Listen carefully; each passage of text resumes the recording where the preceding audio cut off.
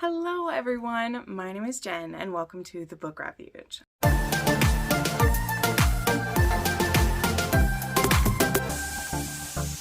Hello everyone, I'm so excited to have you here. Welcome to another weekly wrap up. So we have a lot going on right now in this week before Thanksgiving. Okay, a couple things. Number one, my first deep dive into the Outlander episodes will begin tonight is what we're going to test it out with, okay? So these episodes are now coming out on Thursday nights at 11. It used to be Saturday nights at 11. For me, that's when I get it here. Midnight Eastern is when it goes up. So I was actually able to watch it a little bit ago. So after I film this, I'm going to film my breakdown of the episode and compare it with the book and all of that wonderful stuff. And that video, we're going to test it as going up on Sunday evening. So we'll see how that goes. Depending on the viewership and the interactions with it, we'll see how it does. I may move it to a different day, maybe move it back to Friday. I don't know what I'm going to do. I don't know. I mean, the next week for Thanksgiving, it'll probably still be on a Sunday because I'm going to be gone until Saturday anyway. So I won't be able to do it till then. But yeah, that's kind of what we're looking at with that. So if you are one of the people who found me because my Outlander videos, yes, I will be reviewing that show all the way to the end. I do my initial reactions like on my Instagram. So if you follow me there, the night that the episodes come out, I put a few like non-spoiler reactions up there. Like this time it was lots of crying because there was just a lot of emotions during that one. And it was great. I'm so happy to be back with it. The other thing is that, like most places, I do have a holiday sale going on in my Etsy right now. So I have the biggest sale that I offer. It is 35% off everything. That is literally the cheapest I can go and break even on it. But I'm really trying to get some things cleaned out. Also, I'll say if you're buying more than 2 or 3 things, I'll probably be slipping a little something extra in. That's not official because I don't know how crazy everyone will get with it. But starting now, this is available right now. Go check it out. It's 35% off everything. I still have just designs all over. I still have some of the beards. I have some of the Lord of the Rings designs. There's some just like basic fun patterns. I have all from Kindle sizes, the indie book sizes. I have large sizes which fit like the large paperbacks like Outlander, as well as hardbacks of pretty much all sizes. And I still have 2 computer sleeves in here as well. I have the Dancing Skellies, which opens at the top. And I still have the Rainbow Music Notes, which opens like either the side or the top, however you want to. These fit a device that is the size of the 11-inch Chromebook or a little bit bigger. It also fits super large hardcovers if you want to, but I have 2 of those left. There's also still bookmarks and the little trinket trays. I have the tissue covers in there. All of that stuff is on there and it's 35% off. So the best deal that you can get from me. Please check that out. We'll get some of that cleared out and we'll see if we can get some new designs in the new year. We'll see about that for sure. So without further ado though, let us get into the weekly wrap up. That's what you're really here for. Thank you so much to my patrons and channel members for helping me be able to do this full time. Going into 2025, we do not know what we're going to expect. I'm hopeful and optimistic about certain things, but other things I have no idea. And the fact that anyone is able to spare a little of their hard-earned money on me means the world. So let's dive in to what I read this week. So first up, I had an ALC, an advanced listening copy of Devious Kingpin by Eva Winners. So this was the next one in her the Kingpins of, what's it called? The Kingpins of the Syndicate. I read Villainous Kingpin last month, I think, is when I got it. Or was it the beginning of this month? I think it was last month, yeah. And Must Love Audio has been doing a lot of Eva's audiobooks. Like I have a couple of them in this week. But this one was very well set up in the previous one. So this is Dante and Juliet. Now, we learn quite a bit more about Juliet, of course, which would make sense since it's her story. And we learn that she is actually a bit of a vengeful / vigilante assassin. There is some history we find out about Juliet that is very hard to hear. Like, it is. There's some very hard stuff about her life that we find out. And she has not shown any interest in Dante. There's been a lot of like sparks between them. We see a lot of that in the first book in the series, and Dante actually helps the hero in that one kind of trick his girl into marrying him.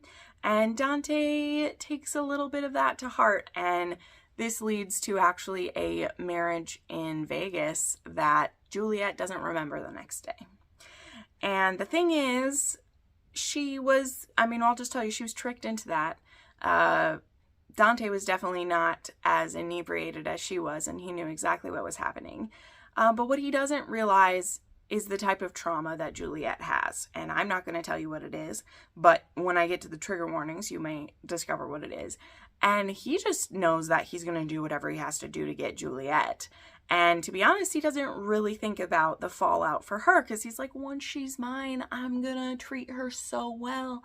I'm going to fuck her so good. I'm going to make her my queen.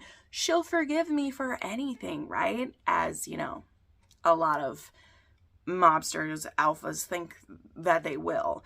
But Juliet, though in the previous book I thought she was a little over the top, you now understand why she was like that. And I can't say that I blame her for any of that.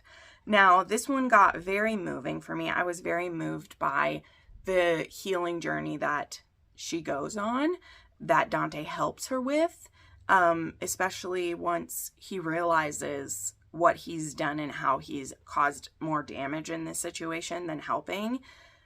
And the grovel that he goes through is very satisfying. I won't pretend otherwise. It's very satisfying, the grovel that he goes through. And yeah, so I ended up giving this one 4.5 stars.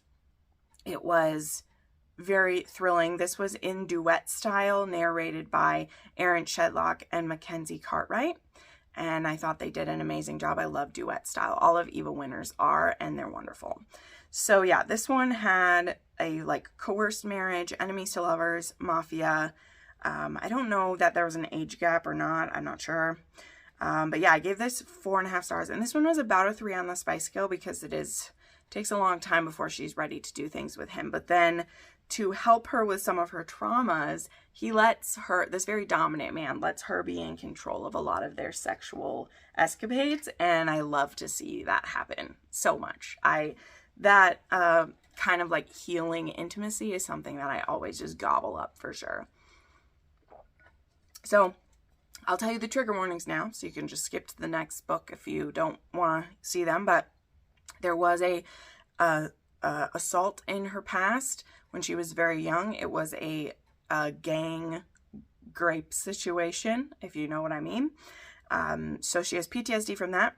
There is drugging involved in this story. There was a unaliving attempt. There was violence and murder going on. So maybe you can now see a little bit of what the trauma was for her, and why the lengths Dante went to get her into marriage were probably not the smartest thing he could have done for her. Okay. All right, moving on. Next, we had a holiday novella, which you guys know is not always my thing, but this was actually offered to me from Victoria Wilder, because I was recently just put on her ARC team because I wanted to be on it for Bourbon and Secrets, which we're supposed to be getting our ARCs for that this weekend, which is great. But this one was one she actually put out last year, I guess. It's called December Midnights, and she sent out, she sent out ALCs of this. So it just came out in audio this year, but it came out last year. And this was a small town, again, as so many holiday novellas are. It was a small town. A former baseball player, Grumpy Sunshine, and actually our hero Gray and his brother invest in this like lighthouse inn in this small town. They just decided that's going to be their side venture. He isn't sure whether he'll be going back into baseball or whether coaching. He's trying to get a coaching job. But during this off time where there's a bit of drama that he got himself into, but in some of this like downtime, him and his brother are working on upgrading these things. And then we have Aurora, who her and her adopted mother, they currently run this inn, and the adopted mother, her name is, I think, Tash, because her name is Natasha, so Tash is her name. She adopted Aurora since birth, basically, when her dear friend, like, basically died after childbirth, and there was no father, so she adopted her friend's child, and anyway, and they've run this inn together, and she is getting a bit, like, tired of it, so she lets these men, like, buy into the inn, and Aurora's very nervous about what that means, and blah, blah, blah, blah. So these two, that's how they know each other, and how they're, like, in each other's orbit and everything, and yeah, there's also a belief in, like, fated mates in this kind of thing. Like, Tash is very in tune with helping people find their perfect match and everything. And Aurora has been told that this is her year to find her HEA. But it doesn't appear that Gray is planning to stick around in this town for very long. So how can that really be her HEA? Can it be? We'll see. So there was nothing wrong with this one. I mean, like anything, it's only 150 pages of a novella, so things have to get resolved rather quickly for it, but I did give it 4 stars. It was a 3 on the spice scale. This one was narrated in the duet style with Savannah Peachwood and Tor Tom, which I love both of those for sure. So definitely a fun one though.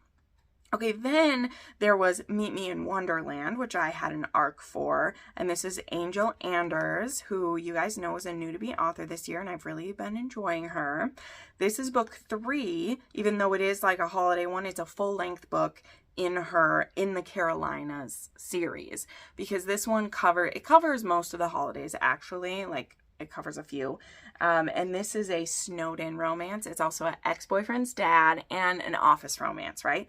So I was, of course, excited for this anyway. I've been enjoying her books so this year. They've been all right. And this one, like, the setup, it's all the same tropes as Chasing the Wild, right? Completely different scenario. But I really loved Chasing the Wild just last month. It was so good. And anyway, this one, she only dated his son for a short amount of time, and she actually got a job with his company, being his secretary, and she hasn't been with his son in, like, years, actually. His son is semi-estranged from him, and anyway, she's been working with him for a few years now, and the way they get snowed in together is there is a company retreat that's supposed to be, and like business retreat that's supposed to be happening at this little like resort in this small town type thing. I don't actually know how small the town is or anything, but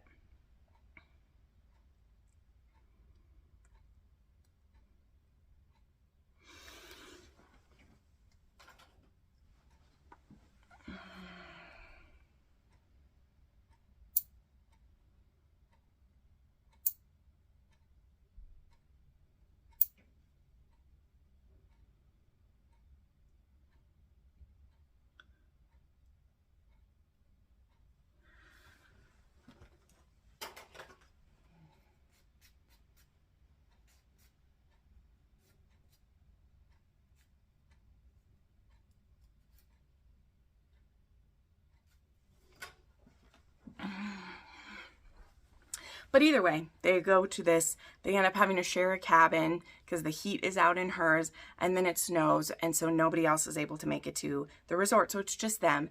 And while they have this weekend there, they decide to let their attraction bubble over, and then, I can't remember if this is like when this happens, but I think that then they end up spending like Christmas together and all these things. It goes from there.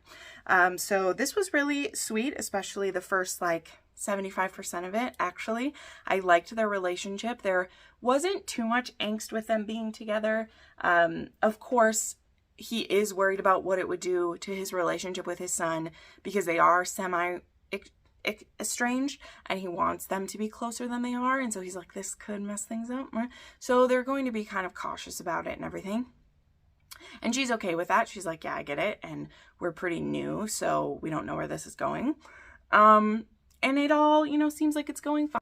And then the third act conflict is A, exactly how you think it's going to be, and B, way blown out of proportion and involved the hero having to grovel for a very long time. And I don't think it's completely his fault. That's just me.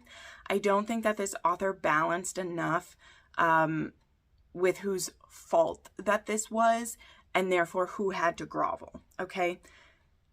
I'm not going to go into a rant about this one, mostly because, like, I don't care enough to go into a full rant, right?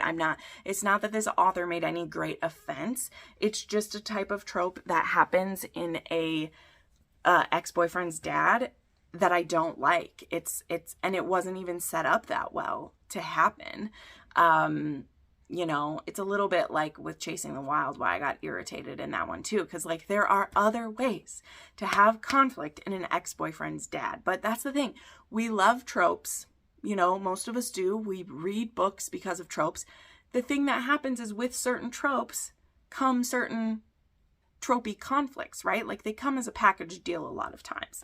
So I got very frustrated at the end of this one with how we handled that, and the fact that, like, the hero was the one who had to grovel when the scenario that causes a third act breakup in this, the heroine was warned about, and he doesn't even, like, freak out about the thing. He just is like, okay, what are we going to do? And she's like, you're never going to pick me. I should have been your immediate choice. Even though he warned her, like, I'm nervous about my son finding out and ruining this. And guess what happens? That's what happens. And she's like, you're never going to pick me. And, like, literally doesn't give him a choice to even pick her. She literally immediately, like, runs and quits the company and leaves and goes away. Okay? And I don't like that. So I wasn't going to go into full rant, and I'm not. I ended up giving this one 3.5. Which I did, like, on Goodreads round up to a 4, but I'm keeping it at 3.5 because this is honestly the second one in a row for this author that I didn't care for the third act conflict. The first book she ever wrote, the Forgive Me, Father, Forgive Me for My Sins, I loved that one. Okay, I did. There wasn't, like, the third act was great in that one. And these last two, so I don't know how I'll feel about another one. I don't know what the tropes are for book 4. I can't remember. So we'll have to see if I want to continue, because they've gotten steadily, like, worse for me. So yeah, 3.5 on that, a 3 on the spice scale. There is a pretty hot scene that includes some voyeurism. That was pretty sexy, so I'll give it that. But the trigger warnings for this are exhibitionism, voyeurism, and childless by choice.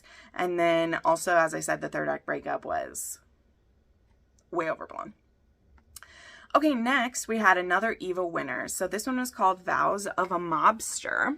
And funny story, this is another ALC from Eva Winners, right? Like, as I said, Must Love Audio is doing, like, all of her ALC. They're all for books that are already out.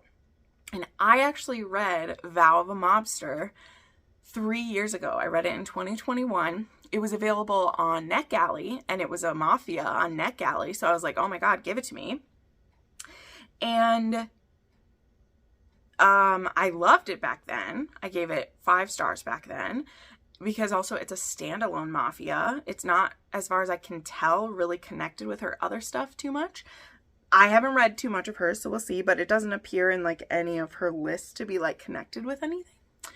And I really liked it back when I read it. This time around, it's narrated in duet fashion by, I know it's Troy Duran and Kingsley Rose in duet style, which is great. And this one is an age gap, kind of captor-captive, I'll explain. A young single mother, a surprise / kind of forced pregnancy, again, I'll explain, and an office romance as well.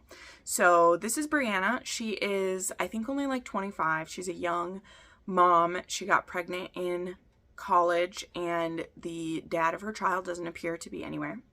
Her daughter, this is the big trigger warning of it, her daughter has leukemia. She has already put it into remission once when she was like 2, and now she is 4 going on 5, and she has it again. And so Brianna, who does sometimes part-time dance with a ballet company. She needs a job where she has health insurance this time around. And so her friend is connected with the mafia. And Brianna knows this, but her friends have mostly kept her away from the mafia side of it because they just love her. They were her roommates in college. They've actually been there with her the whole time since Brianna was pregnant to now. And they are like aunts to her daughter. They help her out. They're like one of the girl's brothers, Giovanni. He's actually part of the mafia too. He sees her as a sister and loves little, so like just this really great found family for her because she's been disowned by her mother, and both her father and stepfather are dead. She had 2 great dads, by the way. Her stepfather was good to her and her dad were, but they're both gone, and her mom has like disowned her. And anyway, so she gets this job working for one of Brianna's cousins, who I can't remember what his name is, but he's a bit of a sleaze. He's really trying to sleep with her. She's very beautiful, right? She's a ballerina. She's young and fit and gorgeous. And he's really working her hard. But, like, he's also not, like, physically pushing her. He's just very much like, go on a date with me, be with me, blah, blah, blah. And she's like, no, I don't want to lose this job. You go through secretary so fast. Like, I need this. I need the health insurance for her daughter who's having to start treatments again. And so... Anyway, Matteo is, I guess, like the boss of the company, right? He's also a mafia boss. He's the boss of the company.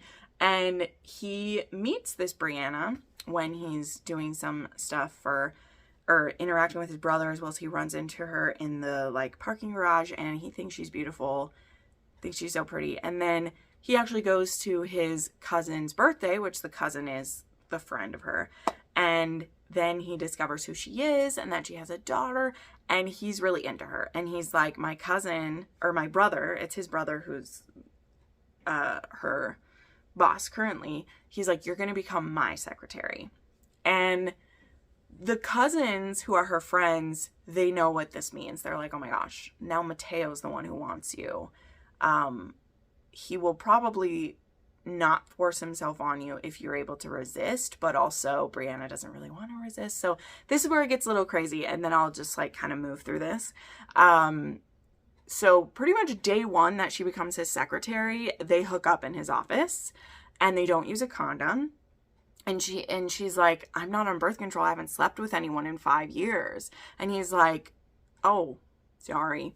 And she's like, that's okay. I'll just go get the morning after pill or whatever. And he refuses to let her. Okay, so this is where we get to kind of the forced pregnancy. He has had his dick in her one time. He's been thinking about her for just a week or so since he first saw her. And he's fucked her. And he's not going to let her have a morning after pill. And now he's not going to let her out of his sight until he's sure she's not pregnant. Okay, so that she has no chance to do this. This hit me as, I mean, I know it was wild the first time I read it, right? But at the time I was like, it's one of those where it's like, it's so bonkers that you just go with it.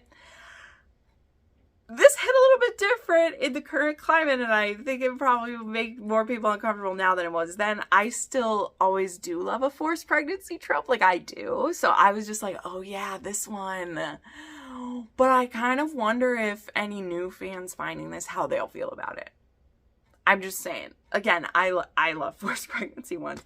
But he's also like so insistent. Like he literally gets his dick in her once. Doesn't let her get a morning after pill. Doesn't let her leave his sight. Moves her and her daughter in with him the next day.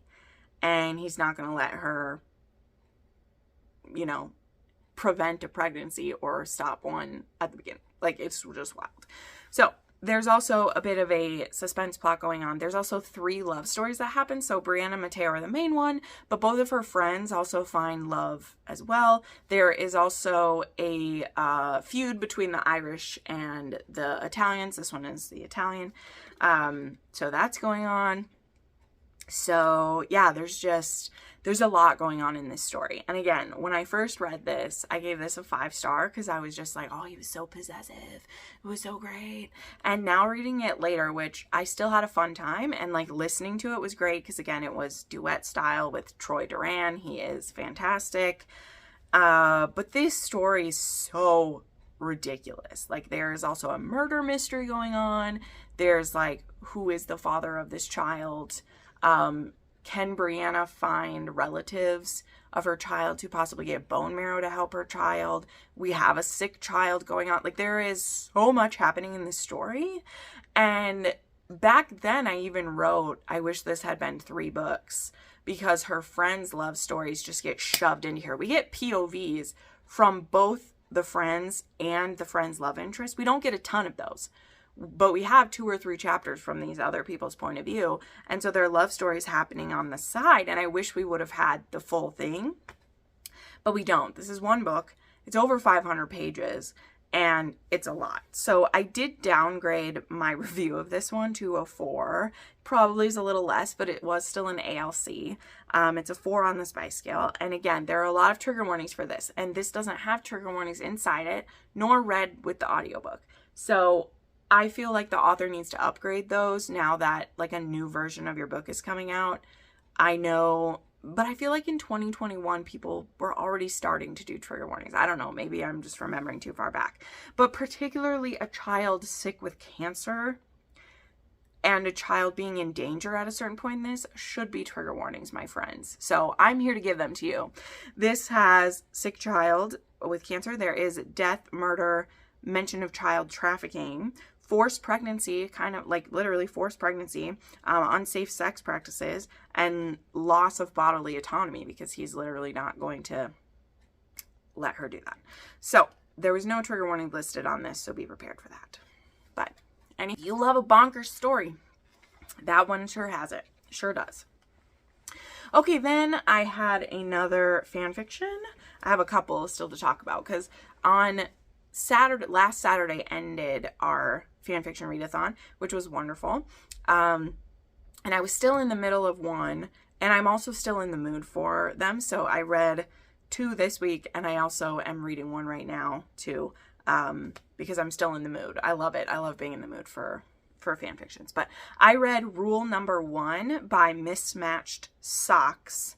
And this one is a Dramini, but it is a age gap one. There are a few of those that exist too, where we change the ages of characters. And Draco is actually a professor at a college that Hermione's going to. This one doesn't have magic at all.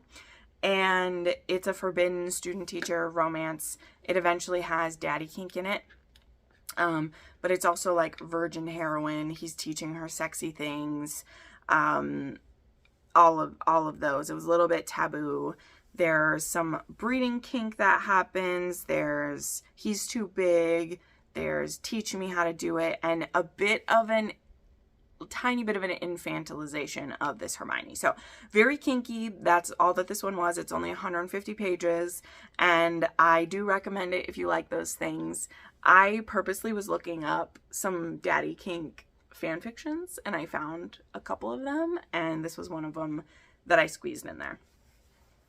And then I DNF'd actually The Witch and the Wicked by Cade Patrick. Now, I had to turn in a review for this one because the Nerd Fam doesn't usually require reviews, which I always thought was strange, because the Nerd Fam, you know, they're the ones that have sent me some absolutely stunning physical copies of fantasy books this year, and absolutely beautiful ones, and they never ask for like reviews to be turned in. And so the very first one they ever like asked for us to turn them in is one that I didn't really care for. I was just gonna DNF it. So if you see it on Goodreads, you'll see that I did give this one like a rating, but I did DNF it. So, but I still had to write a review, and you have to turn in a like thing. So it says that I rounded to like a 4 on it, but I didn't finish it. So I don't want to give it 2 stars for not finishing it, but it just wasn't working for me. So I don't want to go into the full like talk about this one, but I'll tell you why I was excited for it. It's called, as I said, The Witch and the Wicked. And it's a fantasy, and it's a dystopian one. There's also like zombie type creatures. I believe that animals have even been turned into it, kind of. And so there's this place called like the Great Colds, because there's been like disturbances in the environment as well. And our heroine, Rune, I think Rune is the heroine. And yeah, I think Rune is the heroine, and Canaris is the hero. I'm not sure. But yeah. And so she's been like banished from a community, and so she's on her own, and she ends up finding this small commune in the colds, as it's called, and she's invited into their ranks to be with them. And then our hero, he is he's the witch, and so he has special powers, and she's what's called a wicked, and she has special powers. I don't know. Okay. I don't understand what was happening in this. I read almost 100 pages, and it was gobbledygook to me. Okay. It was. That's why I DNF'd it. So I was intrigued by it. This cover spoke to like very like horror, fantasy horror, and I was intrigued. It does have some good representation for like genders and things like that in here. There is a non-binary character in here that just fit right into the story. It was great, but I just wasn't pulled into it, so it didn't help. So yeah, I DNF'd that one. There's a lot of violence and death to begin with. Okay. Then we have the other fan fiction that I finished. So this was the one that I was a good way into this at the end of the readathon, and I knew I wanted to finish it. This has been on my TBR for almost 2 years. Mel had actually sent me, this is her old copy. She didn't specifically make this bind for me, but she made herself like, her talent is just unreal. So she sent me actually an old copy of hers, and I've had it on my TBR forever. ETL Echo did a audio fic of this that you can find on AO3, but I read this, both the physical copy and then with the fic downloaded, and this one's very long. It is, I believe, well, this copy is less, but the one is like, it's 346,000 words or so. This copy she made me, of course, doesn't have any of the author's notes. That's why this one is shorter. So this copy of mine is like 805 pages, but in like like when it's on your Kindle, it's going to say it's like 1,200 pages probably. But anyway, this one it's a zombie apocalypse. This is dystopian fantasy basically. And this is in my top fics now, right? Like you guys know, as I said, I don't like rate the fics anymore. That's something that I've just started doing recently. I talk about it in other fanfic videos. But this one would be top tier. This is probably in the top 5 or 10 fics that I've read. Definitely in the top few Dramini that I've read. This Draco is one of my faves. He was wonderful. But just to kind of quickly set it out. So we start this story out. Here's some of the artwork there. We start this story out. I'm going to put it down because it's very heavy. Can I set it up? Yes, I can set it up there. We start the story out with like the zombie apocalypse is happening, and both muggle and magical people are getting affected by it. Though one of the scary things is that magical zombies, if they are, you know, a witch or a wizard, they retain, like the virus hits them different. They retain more of their smarts. They're still not alive, like they're still not able to function with you, but they're able to be more strategic about things, right? Like they remind you a little more of like an I Am Legend type of zombie. Well, those are like vampires, but you know, they're beings that they're still like after eating their fellow humans, but they're able to strategize things more, which is creepy. Whereas like muggle zombies are a little more like a Walking Dead type of zombie, okay? But this story starts out with Hermione and Harry breaking into Azkaban and breaking Draco out. And what we discover when we're breaking Draco out, so he's been in Azkaban the last 4 years. It's been 4 years since stuff ended. Or since like the Dark Lord was defeated and everything. And what turned out is that the Dark Lord had a man making this virus. And Draco was in charge of making the antivirus. So they were working independently at different times. I'm, of course, not going to spoil the whole story for you, but the reason why Hermione and Harry want Draco is they've been able to gather intelligence that this was like a man-made virus. And though he didn't have anything to do with the one that got loose and turned everyone into zombies, he was working on the cure. Only Voldemort got suspicious of him, maybe thought he was working for his own interests, and he's actually the one who like made it so Draco got caught. But of course, I mean, the Dark Lord got defeated anyway. But like Draco was betrayed by Voldemort for doing what he was told to do. I don't know. So anyway, this starts out with there are both like human and magical people that they're working on what's called Project Christmas. They're trying to find a, you know, an antivirus to this zombie virus. And so Harry and Hermione break in and free him, bring him back to Grimmauld Place, which is currently one of our headquarters. There is magical people from the US. There are Muggle scientists, like they have this group together. And in this beginning, they currently have a potion that can slow down the effects of the virus. They cannot stop it.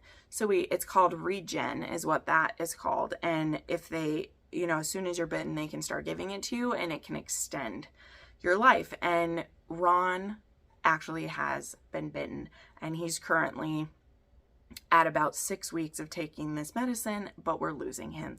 So it is very, very sad to see that.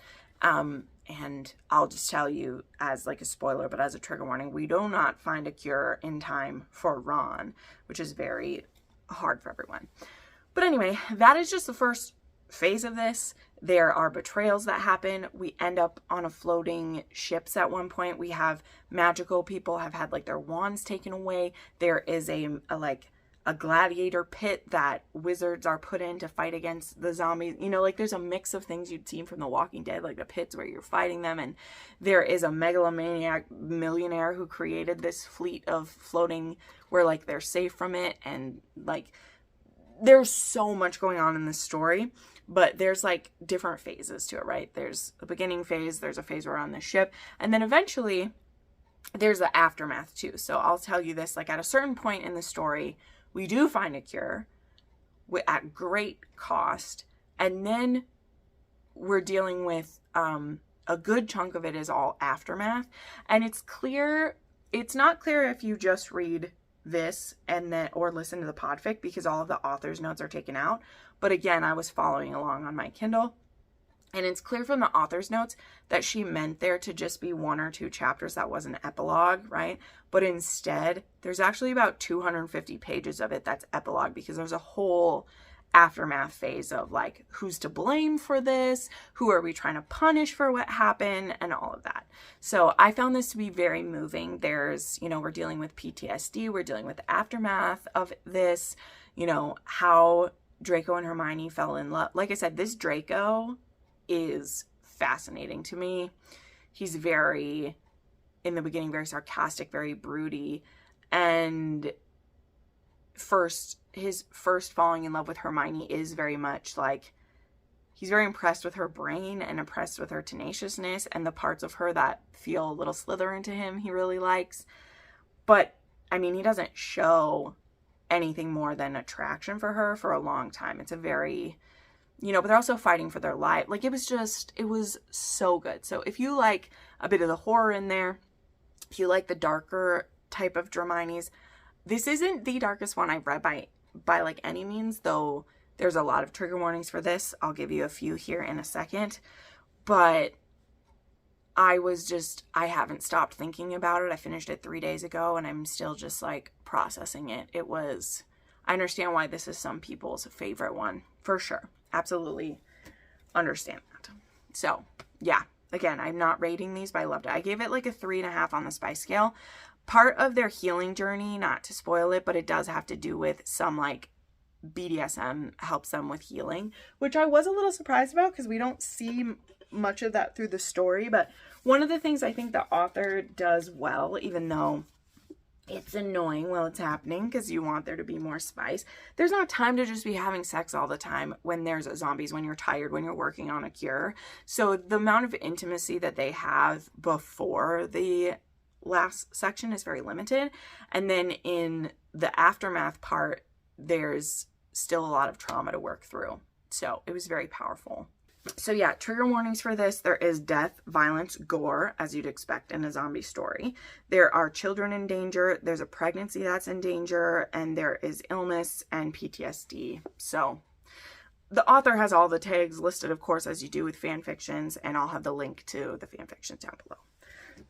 Okay, then I did my reread of Sanctuary by Claire Kent. This is book 6 in the Kindled series.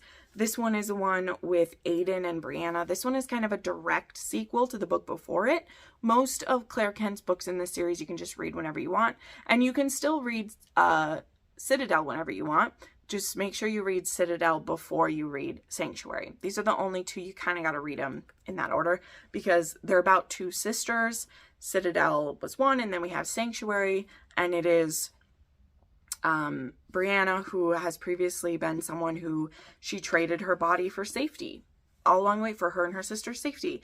And now that her sister has found love and they found a safe place to live, she's determined to never like be with a man again because she, you know, she may have volunteered her body in exchange for safety, but that doesn't mean that it was good or healthy for her to do that.